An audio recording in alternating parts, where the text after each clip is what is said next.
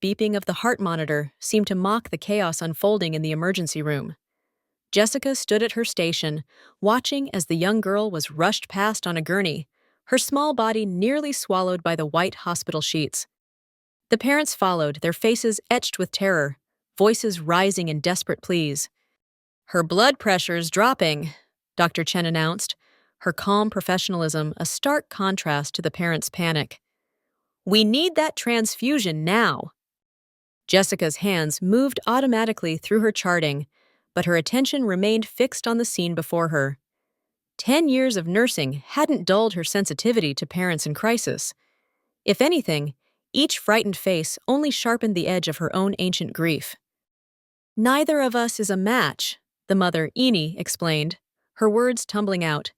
"We've tried before, during her previous hospitalizations. Please, there has to be something." "We'll check the blood bank," Dr. Chen assured them, but Jessica could read the concern beneath her colleague's composed expression. The hospital's supplies were running critically low, especially for rare blood types. Jessica found herself drawn closer to the bed, where the girl, Gift, according to her chart, clutched a small purple elephant. The stuffed animal's worn fabric spoke of years of love, its matted fur smoothed by countless worried touches. Something about the toy made Jessica's chest tighten, a familiar ache spreading beneath her sternum.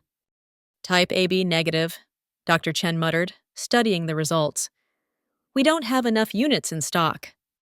Jessica's breath caught. The world seemed to tilt slightly on its axis. AB negative, the same as her lost daughter, the same as her own. "I'm AB negative," Jessica heard herself say, her voice sounding distant to her own ears. "I can donate." The relief that flooded Eni's face was quickly chased by something else, something that made Jessica's nurse's instincts prickle. Fear? Guilt? It vanished so quickly she might have imagined it. As Jessica sat in the donation chair, watching her blood flow through the tube, she studied Gift's features with growing unease. The girl's age, her blood type, the way her fingers curled around the elephant's trunk, just as Jessica's own daughter had clutched her security blanket in those precious few hours they'd had together. "You're very kind," Ramsey said, standing awkwardly by Jessica's chair. His wedding ring caught the fluorescent light as he twisted it. "We're grateful."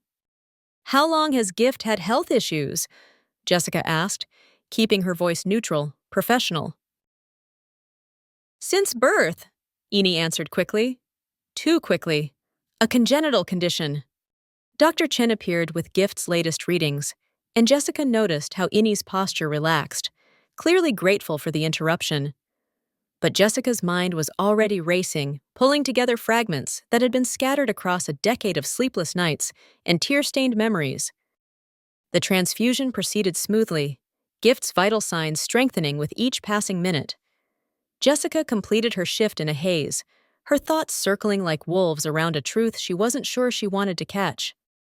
When she finally reached her car that evening, she sat motionless behind the wheel, staring at her phone. The number for the detective who had handled her daughter's case was still saved in her contacts, though she hadn't called it in years. Her finger hovered over the screen. What right did she have to disrupt this family's life based on coincidence and intuition? Gift was clearly loved, clearly cared for. The purple elephant testified to years of birthday presents, bedtime stories, and tender moments that Jessica had been denied. But as she started her car, Jessica knew sleep would elude her tonight.